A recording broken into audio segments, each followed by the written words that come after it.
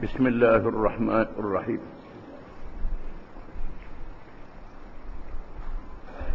Yang ketiga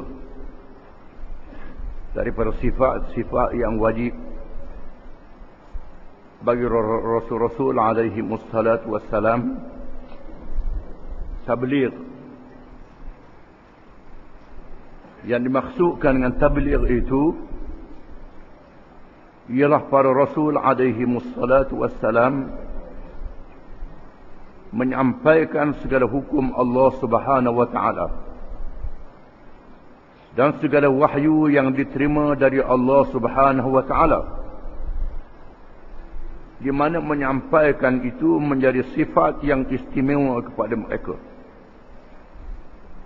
Mustahilah mereka menyembunyikan wahyu Allah, bahkan mereka tetap menyampaikannya walaupun menghadapi kezaliman dan kekejaman manusia dan menghadapi orang yang paling jahat dan paling takabur. Di mana sifat menyampaikan ajaran Allah Subhanahu wa taala bukan sahaja menjadi perkara yang zahir ditunaikan dengan dia bercakap saja, bahkan menjadi sifat yang bersebati di dalam dirinya, menjadi sifat yang dijadikan oleh Allah ke dalam diri Rasul alaihi wassalatu wassalam, sehingga mereka menyampaikan semua perkara yang diperintah oleh Allah Subhanahu wa taala supaya memberitahu kepada manusia dengan tidak peduli kepada siapa dan apa sahaja kesusahan yang dihadapi, walaupun dibunuh, diseksa, mereka tetap menyampaikan ajaran Allah Subhanahu wa taala. Dan mustahil bagi Rasul-Rasul dan kepada dirinya menyembunyikan perintah Allah Subhanahu wa taala. Tidak ada sifat menyembunyikan ajaran Allah di dalam diri Rasul-Rasul alaihi wassalatu wassalam. Bila Allah Ta'ala perintah supaya menyampaikan, mereka memberitahu, menunaikan perintah Allah, walaupun kepada orang yang paling zalim dalam sejarah manusia. Firman Allah Ta'ala menceritakan tentang Nuh alaihi salam. Qala ya qaumi laysa li dalalatun walakinni rasulun min rabbil alamin. Uballighukum risalati rabbi wa ansahu lakum wa a'lamu minallahi ma la ta'lamun. Suratul A'raf ayat 61 hingga 62. Artinya Nuh berkata kepada kaumnya, hai kaumku, tidak ada padaku kesesatan sedikit pun, tetapi aku adalah utusan dari Tuhan semesta alam. Aku sampaikan kepada kamu amanah-amanah Tuhanku, dan aku memberi nasihat kepada kamu, dan aku mengetahui dari Allah apa yang kamu tidak mengetahuinya. Contoh di sini ialah Nabi Nuh alaihi salam. Setelah Allah Subhanahu wa taala melahirkan Nabi Nuh alaihi salam di tengah-tengah kaumnya, selepas 1000 tahun wafat ataupun matinya Nabi Adam alaihi salam. Apabila mula berlakunya penyelewengan, kesesatan dalam cara beragama, cara hidup, menyembah patung dan berhala, Allah Subhanahu wa taala membetulkan manusia dizahirkan Nabi Nuh di tengah kaumnya. Mereka melihat sendiri bagaimana Nabi Nuh sejak daripada kanak-kanak sehingga jadi orang muda, tidak pernah berbohong, tidak pernah buat jahat, paling cerdik dan paling bijak. Itulah adat rasul-rasul yang dilantik oleh Allah. Ditunjuk di tengah kaumnya sifat yang baik, sifat benar, sifat amanah, sifat yang mulia, sehingga disanjung baik dan bijaknya. Kemudian Allah Ta'ala mewahyukan kepada Rasul itu, termasuklah Nabi Nuh alaihi salam, yang dikira Rasul yang pertama sekali berjuang. Sebelumnya tidak ada perjuangan menghadapi manusia-manusia yang kafir. Hanya yang jahat saja, yang kafir tak ada. Nabi Nuh menjadi Rasul yang pertama menghadapi manusia yang kafir, menyembah Tuhan yang lain daripada Allah. Sebaik saja menerima wahyu daripada Allah, dilantik menjadi Rasul. Allah Ta'ala memerintah Nuh alaihi salam menyampaikan petunjuk Allah, bahawa tidak ada Tuhan yang sebenar melainkan Allah, kepada kaumnya. Maka dengan gagah berani Nabi Nuh berucap di tengah kaumnya yang jahat, yang kafir itu, dalam keadaan seorang diri. Inilah sifat Rasul-Rasul alaihi wassalatu wassalam. Dengan tidak ada malu, tidak ada segan, dengan melawan segala takut yang ada dalam dirinya. Kerana takut kepada Allah mengatasi takut kepada yang lain. Bukan tidak takut, takut kepada Allah lebih lagi. Maka Nabi Nuh menyampaikan, menunjukkan bahawa menyampaikan adalah sifat bagi Rasul-Rasul alaihi wassalatu wassalam. Contoh Nabi Nuh alaihi salam. Firman Allah Ta'ala tentang Nabi Saleh alaihi salam, fatawalla anhum wa qala ya qaumi laqad ablaghtukum risalata rabbi wa nasahtu lakum walakin la tuhibbuna an-nasihin. Suratul A'raf ayat 79. Artinya, maka Saleh, yakni Nabi Saleh alaihi salam, meninggalkan mereka seraya berkata, hai kaumku, sesungguhnya aku telah menyampaikan kepada kamu perutusan Tuhanku, dan aku telah memberi nasihat kepada kamu, tetapi kamu tidak menyukai orang-orang yang memberi nasihat. Setelah Nabi Saleh alaihi salam dilantik menjadi Rasul di tengah-tengah kaumnya, kaum Samud, kaum yang diberi ilmu oleh Allah Ta'ala dengan tamadun dan boleh mencipta bangunan yang hebat, memahat bukit-bukit yang pejal, batu-batu yang besar, dijadikan rumah. Di mana kawasan kaum Samud ini masih ada lagi bakinya sehingga hari ini. Bermula daripada berhampiran Tabuk di Arab Saudi sehingga Urdun ataupun Jordan. Itu kawasan kaum Samud. Masih ada rumah-rumah peninggalan yang hebat dibina oleh kaum Samud. Mereka diberi kemajuan oleh Allah Ta'ala dalam bidang bangunan, tetapi mereka kufur terhadap Allah, kufur i'tiqad dan kufur nikmat. Allah utuskan kepada mereka Nabi Saleh. Ditunjuk Nabi Saleh ini sejak dilahirkan, sehingga muda, sehingga dewasa dilantik menjadi Rasul.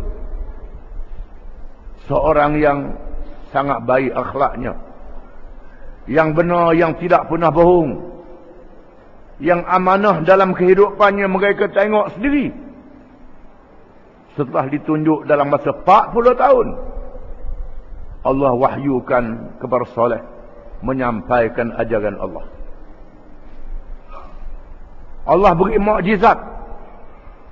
Mukjizat perkara yang tak boleh dibuat oleh manusia. Dikurnia oleh Allah kepada Rasul yang dilantik, mengikut keadaan zaman masing-masing. Mukjizat Nabi Saleh ialah unta yang dilahirkan daripada batu bukit. Allah Ta'ala uji mereka. Jangan ganggu unta ini, biar makan rumput dengan bebas. Sebagai mukjizat Nabi Saleh alaihi salam yang mereka tengok sendiri. Mereka nak sangat mukjizat. Tak cukup dengan akhlak Nabi Saleh, benar Nabi Saleh, cerdiknya Nabi Saleh. Nabi Saleh menyampaikan ajaran Allah, dia beri mukjizat. Nabi Saleh menyampaikan perintah Allah dengan sepenuhnya. Mereka lawan Nabi Saleh. Bukan saja lawan Nabi Saleh, tunjuk lawan Allah Ta'ala. Menyembelih unta mukjizat. Lalu mereka dibinasakan oleh Allah dengan satu tempikan yang kuat. Mati sekaligus. Nabi Saleh sebelum berundur daripada negeri yang dilaknat oleh Allah, menyatakan, wahai kaumku, aku telah sampaikan perintah Allah. Aku telah tunaikan kewajipanku memberi nasihat kepada kamu. Tetapi kamu tidak menyukai orang-orang yang memberi nasihat. Itu kisah Nabi Saleh alaihi salam. Firman Allah Ta'ala tentang Nabi Shu'aib alaihi salam, fatawalla anhum wa qala ya qaumi laqad ablaghtukum risalata rabbi wa nasahtu lakum fakaifa asa ala qaumin kafirin. Suratul Maidah ayat 93. Suratul A'raf ayat 93, Al-A'raf ayat 93. Artinya Suratul A'raf ayat 93. Artinya maka Syuaib meninggalkan mereka seraya berkata, hai kaumku, sesungguhnya aku telah menyampaikan kepada kamu perutusan dari Tuhanku, dan aku telah memberi nasihat kepada kamu. Maka bagaimana aku bersedih hati terhadap orang-orang yang kafir? Aku nak sedih macam mana, mu ni jahat sangat, tak dengar nasihat yang aku sampaikan daripada Allah. Aku telah tunaikan kewajipanku. Menunjukkan Nabi Shu'aib menyampaikan perintah Allah kepada kaumnya yang kufur dan menyeleweng dalam bidang ekonomi, iaitulah menipu dalam sukatan dan jualan. Menipu, menyukat, mengukur. Ini perangai kaum Nabi Shu'aib. Kalau ada orang nipu meniaga, ini perangai kaum Nabi Shu'aib yang dibinasakan oleh Allah Ta'ala. Dia ingat boleh hutang lebih dengan tipu orang, dengan tipu sukatan dan timbangan. Dia tak sedar haram. Mereka Allah Ta'ala rezeki tidak berkat, boleh duit tidak ada faedah bagi dirinya, dengan tidak ada keberkatan walaupun untung banyak. Kerana masuk dalam tubuh dia, anak isteri dia jadi darah daging. hidupnya tak molek, kerana rezekinya tak molek. Keberkatan merupakan perkara yang sangat penting. Penyelengan dan kejahatan kaum Nabi Syuaib ialah menipu di dalam perniagaan. Di samping kupu terhadap Allah, maka Allah Ta'ala utuskan Nabi Syuaib, seorang rasul yang dianggap sebagai khatibul anbiya, ahli pidato di kalangan nabi-nabi alaihi wassalatu wassalam, yang pintar berhujah dan pintar menyampaikan ucapan terhadap kaumnya. Syuaib dilindungi oleh keluarganya dan oleh sahabat-sahabatnya. Mereka tak berani nak kacau Nabi Syuaib. Dia beri satu keistimewaan. Syuaib kata, jangan takut pada anak beranak aku, mu kena takut pada Allah. Allah Ta'ala beri perlindungan begitu kepada Nabi Syuaib. Nabi-nabi dilantik dengan berbagai-bagai cara. Ada Nabi yang dibakar tidak hangus, Nabi Ibrahim. Ada Nabi yang boleh dibunuh, Nabi Yahya, Nabi Zakaria. Ada Nabi yang dilindungi oleh keluarga dan kaumnya. Kalau kaum dia juga ada pelindung-pelindung dia. Ada Nabi yang tak ada orang nak lindung, Nabi Lut. Mari malaikat melindunginya, membinasakan kaum yang durhaka. Allah Ta'ala jadikan macam-macam cara. Begitulah juga Nabi kita Muhammad sallallahu alaihi wasallam telah diperintah oleh Tuhan supaya menyampaikan perintah Allah kepada umat manusia, bukan sahaja kepada orang Arab, kepada seluruh manusia sehingga hari kiamat. Kerana Allah Ta'ala menutup kerasulan dengan Nabi Muhammad sallallahu alaihi wasallam. Dia beri kepadanya mukjizat ilmu, iaitu Al-Quranul Karim. Disebut dalam Quran semua ilmu. Sama ada ilmu agama yang berkait dengan akidah, ilmu yang berkait dengan rohani, ilmu akhlak, ilmu tasawuf, ilmu yang berkait dengan hukum syariat, ada semua dalam Quran. Termasuklah ilmu sains dan teknologi ada dalam Quran. Termasuk dinyatakan ilmu sihir ada dalam Quran. Ilmu yang ditolak oleh Allah Ta'ala haram disebut dalam Quran. Ilmu sihir tak boleh. Ada ilmu akidah, ilmu syariat, ilmu tasawuf, ilmu akhlak ada dalam Quran. Kena pakai semua Quran ni, jangan pakai separuh-separuh. Kalau pakai separuh jadi syaitan. Ya ayyuhalladzina amanu udkhulu fis silmi kaffah wa la tattabi'u khutuwatis syaitan innahu lakum aduwwun mubin. Wahai orang-orang yang beriman, masuklah kamu ke dalam agama Islam semuanya. Jangan kamu ikut langkah-langkah syaitan. Sesungguhnya syaitan itu adalah musuh yang nyata kepada kamu. Jangan ikut separuh-separuh. Imam Syafi'i, Hanafi, Hambali, Maliki. Imam ini adalah imam dalam ilmu akidah, ilmu syariat dan ilmu tasawuf. Cuma terserlah dalam perkara akidah, dalam perkara syariat, kerana dia ijtihad dalam perkara syariat. Imam Ghazali, mazhab Syafi'i. Imam Ghazali, mazhab Syafi'i, bukan tak ada mazhab. Imam Bukhari, Muslim. Ada ulama yang dia ikut dalam bab syariat. Bukan dia sendiri saja, tidak. Syafi'i juga adalah alim dalam bab akidah, dalam bab yang berkait dengan akhlak. Imam Ahmad bin Hanbal, Imam Malik disanjung oleh ulama-ulama di zamannya. Jangan duduk main ambil ilmu ni tolak, ilmu ni tolak ni, tak boleh, tak boleh. Jangan duduk pelekeh. Yang syariat pelekeh tasawuf, tasawuf pelekeh syariat, pelekeh akidah, tak boleh. Tak boleh berpisah ilmu ni. Semua Islam satu saja. Orang beli kereta tak beli tayar saja. Orang beli kereta sebuah. Kalau beli tayar saja, beli enjin saja, duduk letak di rumah, start. Aku beli kereta dah, enjin saja, orang gila. Ni tak betul. Begitulah juga ilmu Islam.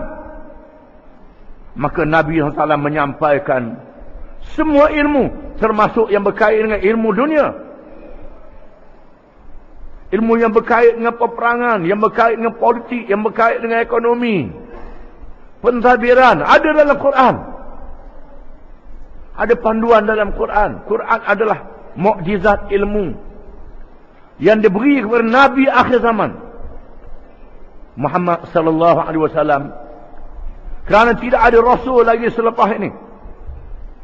Allah Ta'ala nak kiamatkan dunia, nak musnahkan dunia ni, habis ajal dia. Sebelumnya dia beri kemajuan kepada manusia yang kita tengok sendiri pada hari ini. Ada kapal terbang yang laju, ada telefon yang mudah alih, ada internet, ada tenaga elektrik, ada macam-macam. Afara'aytumun nar allati turun antum asyam sajata am nahnul munsyi'un. Adakah kamu tengok api? Tuhan kata, kamu yang mencipta api itu? Aku yang mencipta. Di mana api ni keluar daripada tenaga, disebut dalam Quran tentang tenaga elektrik. Mana ada elektrik zaman Nabi Muhammad sallallahu alaihi wasallam? Disebut macam-macam. Quran adalah mukjizat. Banyak orang kafir, ahli-ahli sains, ahli ekonomi, ahli politik, yang baca terjemahan Quran masuk Islam kerana melihat Quran adalah mukjizat. Jangan ikut bodoh-bodoh ni. Hak baca qul wallah balik macam-macam tu bodoh tu. Hak mengaji betul, mengaji mengikut bahasa dia, isi kandungan ilmu. Bukan hak mengaji wak guram main patung ni, bukannya. Oh, Quran dalam bismillah, bismillah dalam dalam titik tu pelawak. Jenis nak sedap cakap, ilmu tak ada langsung, reka saja. Jangan duk main hak reka-reka ilmu tak pakar ni. Orang yang betul-betul buat kajian, mengkaji, kaji dalam bidang akidah, kaji dalam bidang syariat, kaji dalam bidang undang-undang, dalam bidang politik, kaji dalam bidang sains teknologi, kaji dalam kejadian manusia, kejadian pertanian, kejadian angkasa lepas, bulan, bintang, langit. Yang kaji, baca Quran, masuk Islam. Yang kaji, bukan yang bodoh ni. Baca udah 3 ayat, tebuk. Lepas tu reka-reka. Ini bukan hak mengaji ni, hak bodoh. Yang susahnya banyak orang duk ikut hak bodoh ni. Ambil mudah, tak payah semayang, tak payah apa. Mana ada agama tak payah semayang? Ada agama tak payah semayang? Tak ada agama lah tu. Cuma betul tak betul saja. Yang membetulkan semayang, membetulkan syariat, membetulkan politik, membetulkan ekonomi, membetulkan sains dan teknologi ialah Quran.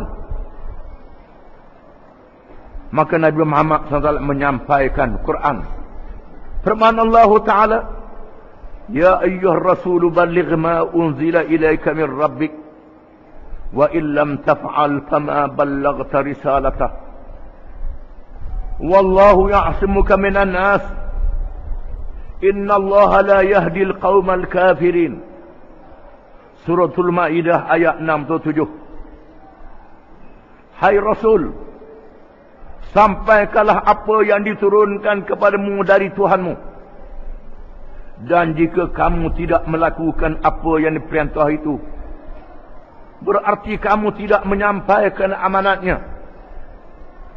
Allah memelihara kamu dari gangguan manusia. Sesungguhnya Allah tidak memberi petunjuk kepada orang-orang kafir. Ayat ini menyatakan perintah Allah kepada Rasulullah sallallahu alaihi wasallam. Seperti juga perintah Allah kepada rasul-rasul yang dahulu daripadanya, supaya menyampaikan ajaran Allah kepada manusia. Kepada seluruh manusia. Bukan sahaja kepada kaumnya. Setelah menyampaikan Islam kepada kaumnya di Makkah Al-Mukarramah, yang nak Islam, Islam lah. Yang degil tak Islam lagi. Lalu Nabi SAW menyampaikan Islam kepada kabilah-kabilah Arab yang datang ke Mekah berhimpun tiap-tiap musim haji, bertemu dengan pemimpin-pemimpin mereka, bertemu dengan cerdik pandai mereka, bertemu dengan orang-orang yang tertentu, mengajak orang-orang ini masuk Islam, menyampaikan ajaran Allah. Ada yang menerima, ada yang tidak. Setelah rombongan daripada Madinah menerima Islam, merupakan satu kumpulan yang kuat, Aus dan Khazraj, yang berkuasa di Madinah kalau digabungkan. Lalu Nabi SAW berhijrah ke Madinah, meninggalkan Mekah dulu. Singgah Mekah, bukan lari, tidak. Singgah dulu Mekah. Walaupun Mekah adalah pusat kiblat kepada umat Islam yang dibina oleh Nabi Ibrahim AS. Nabi tinggal dulu pergi ke Madinah. Setelah dua kumpulan Aus dan Khazraj menerima Islam, lalu didirikan kerajaan di Madinah. Kerana Islam ni mesti ada kerajaan. Tak ada kerajaan tak boleh. Hukum syariat dia nak laksanakan kena ada kerajaan. Maka Nabi laksanakan hukum syariat dengan adanya kerajaan. Adanya kerajaan yang memerintah negara. Kemudian disampaikan kepada orang-orang Yahudi di Madinah. Tak berperang, menyampaikan kepada mereka, kamu tak mahu masuk Islam, tak apa, biar tunggu dulu. Jangan kacau, jangan ganggu. Tengok apa aku nak buat. Hal Islam ni tengok. Lalu Nabi SAW melaksanakan Islam di Madinah. Dilihat oleh orang-orang Yahudi, orang-orang Kristian, orang-orang musyrikin, orang-orang munafik yang pura-pura masuk Islam, tak percaya lagi. Setelah mereka melihat Islam diamalkan, menyampaikan secara amal, bukan cakap saja, pada diri Nabi SAW dengan akhlak yang mulia, Quran yang dibaca, diamalkan hukumnya yang adil, didapati orang munafik ada yang sedar dan insaf, didapati orang Yahudi ada yang masuk Islam, orang Kristian ada masuk Islam, orang Arab musyrikin akhirnya masuk Islam. Dan Nabi SAW menulis surat kepada raja-raja, kuasa-kuasa besar dunia di zaman itu. Ditulis surat kepada Raja Rom, Raja Parsi, Raja Mesir, Raja Habasyah, Raja Maskat dan Oman, Raja Bahrain. Dia hantar surat kepada raja-raja ini. Dan sahabat-sahabat dia yang merantau ke seluruh pelosok menyampaikan Islam. Ada sahabat yang pergi ke negeri China. Ada kenyataan sejarah menunjukkan Islam sudah sampai ke China sejak zaman Nabi SAW. Tak sampai Islam ke China dan ada orang China masuk Islam. Menunjukkan orang Cina masuk Islam dulu pada orang Melayu lagi. Tunjuk kita ni Islam sangat. Ada lagi orang masuk Islam dulu pada kita. Masuk di India dulu pada masuk di sini lagi. Di Asia Tengah sampai ke Habasyah, negeri orang Afrika. Raja Habasyah masuk Islam. Menunjukkan bahawa Nabi SAW menyampaikan ajaran Allah kepada seluruh manusia, bukan pada kaum dia saja. setelah Allah Ta'ala mewafatkan, mematikan Nabi SAW, apabila Quran diselesaikan 30 juzuk, diturunkan 30 juzuk, dan diajar bagaimana beramal dengan Quran itu, maka Allah menjemput Nabi ke alam barzakh, dimatikan Nabi SAW. Walaupun Nabi sudah mati, tapi kerasulan dia tak mati. Makna kerasulan ialah ajaran yang Nabi bawa tak mati, disambung oleh umat dia.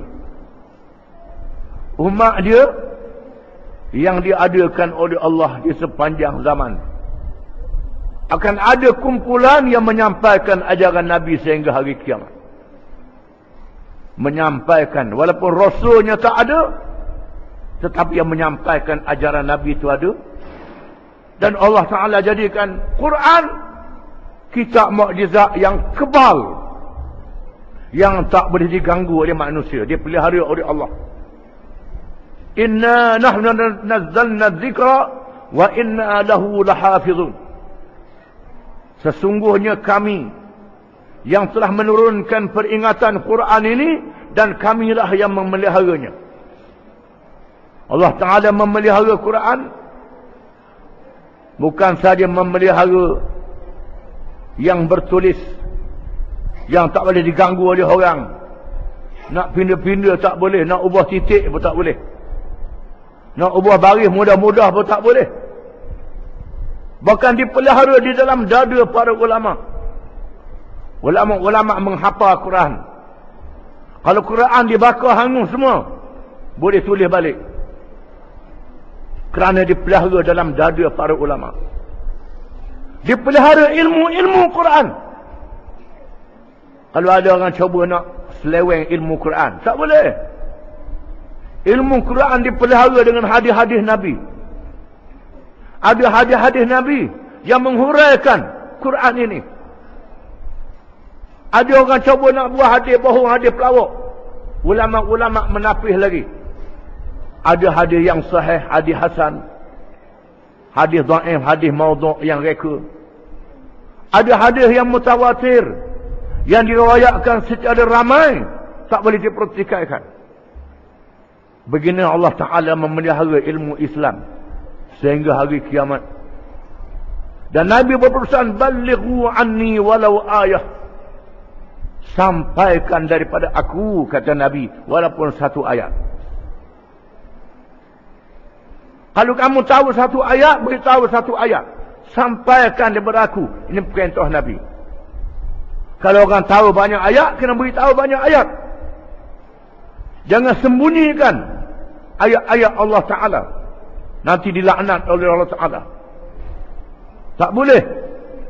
Kalau ada orang nak sembunyikan perintah Allah yang Nabi beritahu, orang itu dilaknat oleh Allah Ta'ala. Dikutuk oleh Allah Ta'ala. Celaka dunia dan celaka di hari akhirat. Begitu Allah Ta'ala menjaga Islam sehingga hari kiamat. Wallahu a'lam.